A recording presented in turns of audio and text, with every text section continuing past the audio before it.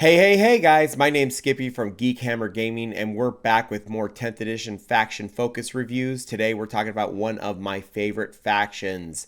That would be the Chaos Demons. I am so excited to talk about them. I've been playing them competitively in 9th edition ever since their book came out last year, and I cannot wait to see how the army is going to play. I am a loyal devotee to Tzeentch, but it is not beyond me to play some undivided demons and allow the other gods to play along with me. I can't wait to see how this comes out. Oh my gosh, I'm so excited. So the first thing we're going to talk about is the army rules. Demons got a whole slew of new rules, and I can't wait to talk about them. The first thing is the Shadow of Chaos. The idea is areas of the battlefield can be infected with your demonic presence, and you get abilities based off of that. So your deployment zone is always in your Shadow of Chaos. If you control half the objective markers in No Man's Land at the start of any phase, until the end of that phase, No Man's Land is in your Shadow of Chaos. And same thing for your opponent's deployment zone. If you control half the objectives in your opponent's deployment zone, then that area is in your Shadow of Chaos till the end of the phase. Nice and easy. So it kind of stinks because you want to have it in the movement phase, so you really have to be controlling the Shadow of Chaos, the objectives in the movement phase to get the bonuses, but if you push out hard enough, you can make that happen. So, demonic manifestation. While your army is within your Shadow of Chaos, you get +1 battle shock, good to start with already. And if a test is passed, one model regains up to D3 lost wounds. If it's battle line, you get D3 models back.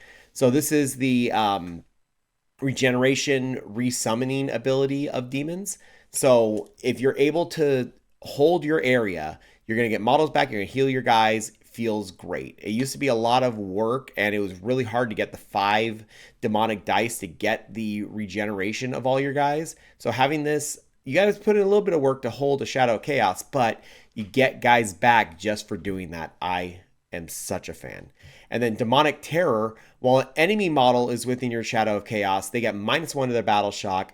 And every time they fail a battle shock test, they take D3 mortal wounds. So not only are they not holding objectives, they're not getting stratagems, they're also taking losses. Oh, it's so good. Causing fear and causing battle shock tests is a great way to affect the enemy, to stop them from holding objectives, and also just take extra models just because you're demons. Oh. They've cleaned up how demons affect battle shock and leadership and the battlefield, and I cannot get enough of it. I cannot wait to put these guys on the table now. Start causing some fear, yo. So the next thing we're going to talk about is their detachment rule, Demonic Incursion. So every time a unit from your army is set up using the Deep Strike ability, if it's set up wholly within your Shadow of Chaos, you can set up 6 inches away instead of 9.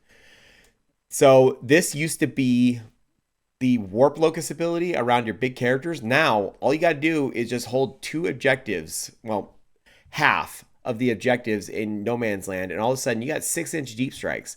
Really good on big things like the Bloodthirster or the Keeper of Secrets, but also really good on troops. Like Bloodletters would love to run into combat against like Space Marines from 6 inches away.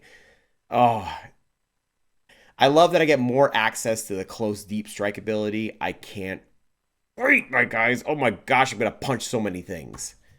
So the next thing we're going to talk about is another army rule, which is Demonic Pact, which is their ally ability. The basic idea is as long as you have a Chaos army, you can include demons in your list without breaking your faction. This is what they did in Arxa Omen Battle Pack, and it works just fine. You don't get your demonic abilities since you're not pure demons, but you also get to keep your other ones. So if you're CSM, you can splash in like up to 500 points of demons in Strike Force games, and you get your Chaos Space Marine abilities, plus you get to add some demon data sheets as allies. Feels really good. And then they have a whole slew of things here for the cult Chaos Space Marine factions can only take their gods. So like World Leaders can only take Khorne units, Thousand Suns can only take Tzeentch units, Death Guard can only take Nurgle units. But this is the one I'm really curious about. If your warlord is Lucius the Eternal, you can only include Slaanesh Legions Demonica units using these rules. Why does Lucius have to be your warlord to only be forced you to take Slaanesh stuff? Utterly curious about that. I don't know what that means. So if you don't run Lucius the Eternal as your warlord, does that mean you can run other demons? Not sure. Anyway, guys, let's move on to some data sheets. They gave us 2 monsters today, and I'm so happy to look at these guys. So let's start with the Keeper of Secrets. 14-inch move, T10, 5-up save, but here's a little secret. All demons have invulnerable save. So if you look at the bottom right there, there's a 4-up invulnerable for the Keeper of Secrets. So the regular save usually isn't a concern unless you have something better than your invuln save.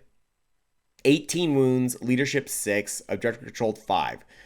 Oh, monsters, the big monsters having actual objective control other than just losing to a single space marine. It's about time. The amount of times Be'lakor would be standing on an objective against one space marine, and that space marine's like, I got this, and it's gonna be so good just to take that objective from people.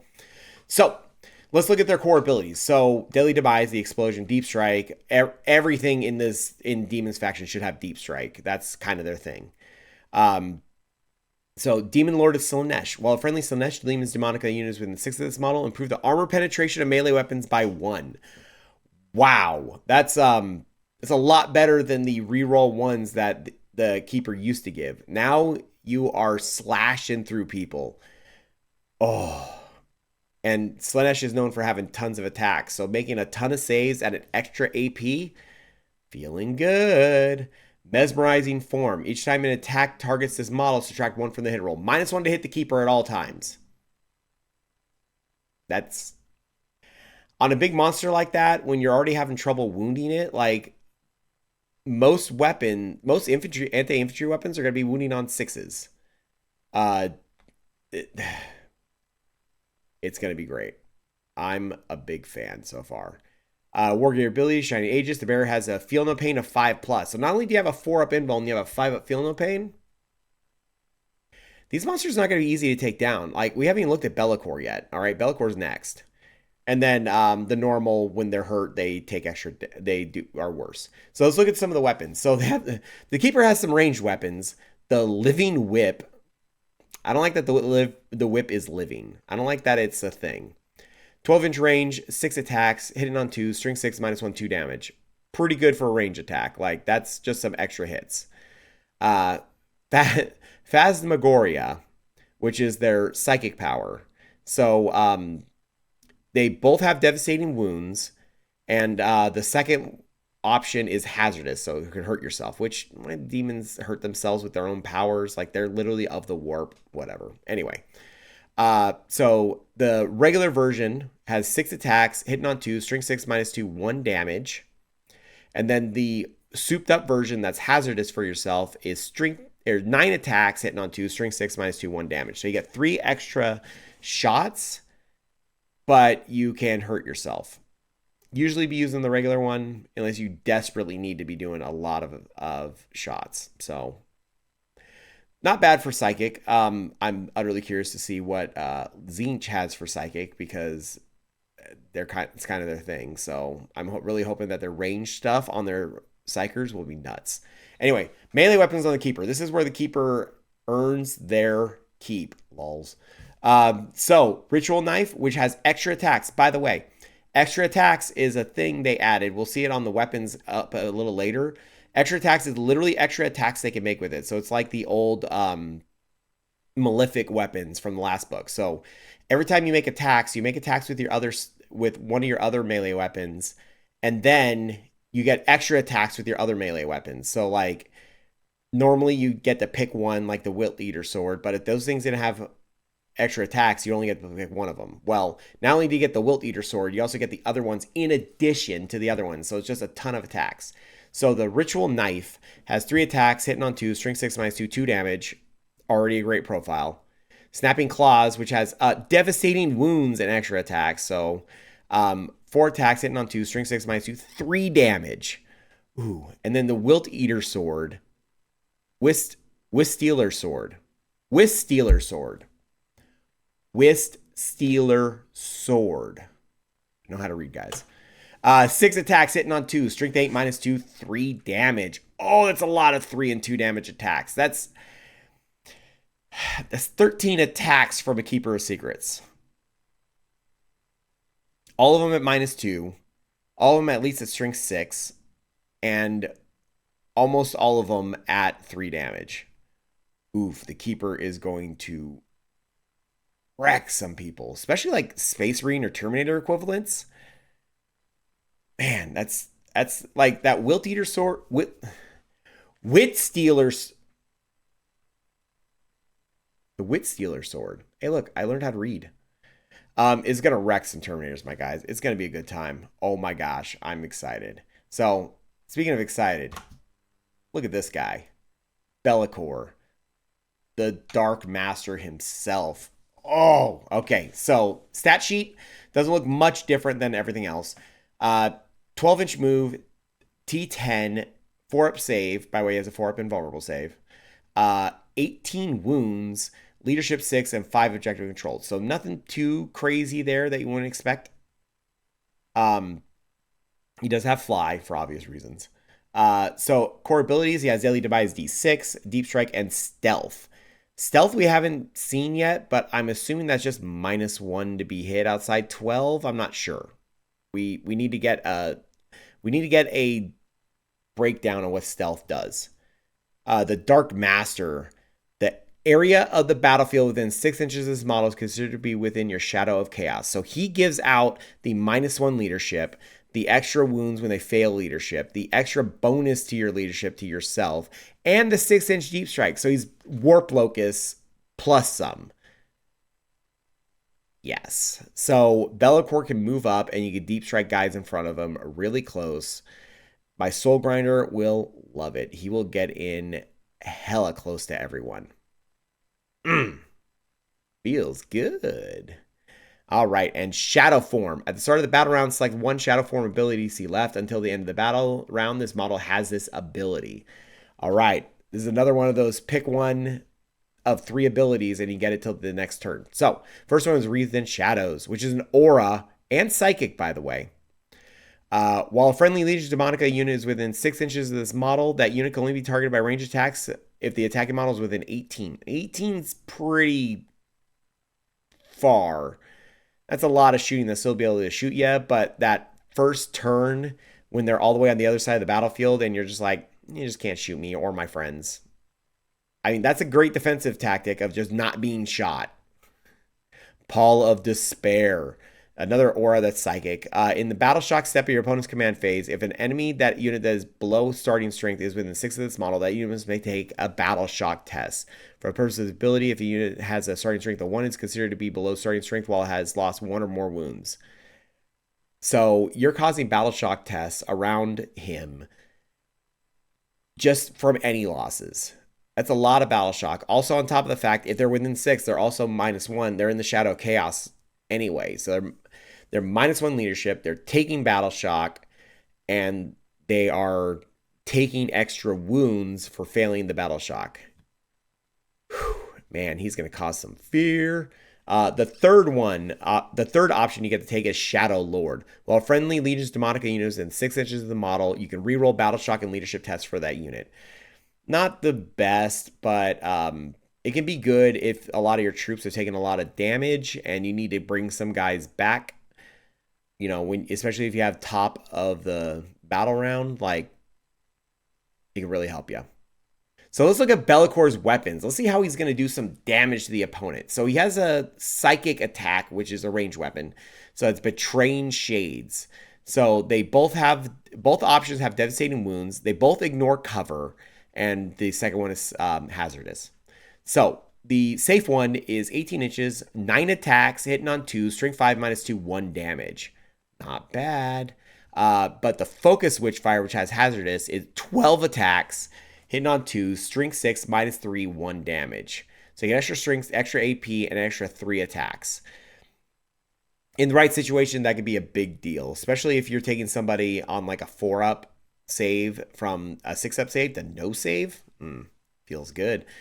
All right, then his melee weapon is the Blade of Shadows. You get two options. One of the two options you get to pick, strike or sweep. So strike has lethal hits. So that is 6 attacks, hitting on 2s, strength 14, -4, d6 +1. Wow. That's a chunky thing. That's gonna hurt some people. That's a hell of a profile. That's tank stabbing in half profile right there. And the Blade of Shadow sweep is 14 attacks. Ooh. And on 2, strength 8, -3, 1 damage. So the Blade of Shadows is decent. I do like the 14 attacks from the sweep profile. Against single wound stuff, you're going to be doing a ton of damage, but the D6 +1 is always kind of concerning. I got to see how this all works. There's been a lot more data sheets that have the D6 +1 or +2 on their data sheet for like damage or attacks or something like that. So I'm hoping that it's consistent enough. It's tough. It's real tough, guys. So let's move on to some weapon profiles. So we got 2 to look at. We got the Bioblade, which has that extra attacks profile, and that's for the Great Unclean one. So basically it says down there what extra attacks is, what I said before. Just you get extra attacks. Not super hard, but you just get in addition to your other attacks. So 3 attacks, hitting on 2, strength 6, -2, 2 damage. That's a great profile for just extra attacks. That's not bad at all. But then we have to go look at Scarbrand over here. Slaughter and Carnage is 2 axes. Whoo! All right, so you got to pick one of the 2 profiles. The strike profile, 8 attacks, hitting on 2, strength 16, -4, flat 6 damage. Oof! Kerchunk, yo! If you don't have an invuln, you're just dead. All right, it's as simple as that. 8 attacks at 6 damage apiece. Then you got the sweep profile. Let's take out some Space Marines, yo. 16 attacks, hitting on 2, strength 8, -1, 2 damage. That is just going to wreck hordes. And Space Marines, of all things. Like, I know you're saving on 4s, but that is a lot of saves to make. Like, you're, on average, that's like 14 wounds. That's a lot of saves. That's like 7 dead Marines. It's a lot. It's a lot of dead Marines. So we're going to talk about stratagem, Corrupt Real Space. I'm excited about this one, guys. This is super awesome. So at the starting command phase, whenever a demon unit is on an objective marker, you can use this on them. The objective marker is corrupted and is under your control, even if you leave it until somebody controls it at the start of a turn. But on top of that, that objective marker has a 6-inch aura of corrupted Shadow of Chaos. So not only do you get to control the objective when you leave it, so your troops can move on and do other things, but you can also deep strike super close to people from within that corrupted objective, and you also give up that -1 leadership and the extra mortal wounds when they fail battle shock. Oh my gosh, this feels great. Like we've seen a few of these, like secure an objective and leave it secured when you go away. But having this also be within Shadow of Chaos, like that adds so much to the army. Like you can corrupt your backfield one, leave it, nice and simple. But you corrupt one in the midfield, all of a sudden they're having trouble taking that back from you because they got to get close into your Shadow of Chaos. Like even if you're not unable to get midfield into Shadow of Chaos, being able to have a pocket Shadow of Chaos and be able to leave it so you can reinforce another one. Oh man, it's amazing. I can't wait to deep strike some Soul Grinders or some Keeper of Secrets or even a Bloodthirster in people's faces. It's going to be so good. So that's going to be it on this faction focus, my guys. I am very impatient about waiting for these data sheets, waiting for these full army rules. Like the faction focuses have been great and I'm loving it and I'm glad we get in these teasers, but I'm not a patient man, my guys. And I need this in my life. I cannot wait to play this. I have a major in July, and unless something crazy happens with some of the other factions, I have a feeling that I will be playing some Chaos Demons at it. I am curious if I'm going to be able to run pure Zinch or not, or if I should run Chaos Undivided. We'll find out when I get there. So thank you guys for coming out. I had a blast as always. Don't forget to like and subscribe and all the other YouTube stuff that you should do, because that really helps me keep this channel going and helps me doing what I do. I want to thank you again for coming out. I'll catch you guys next time.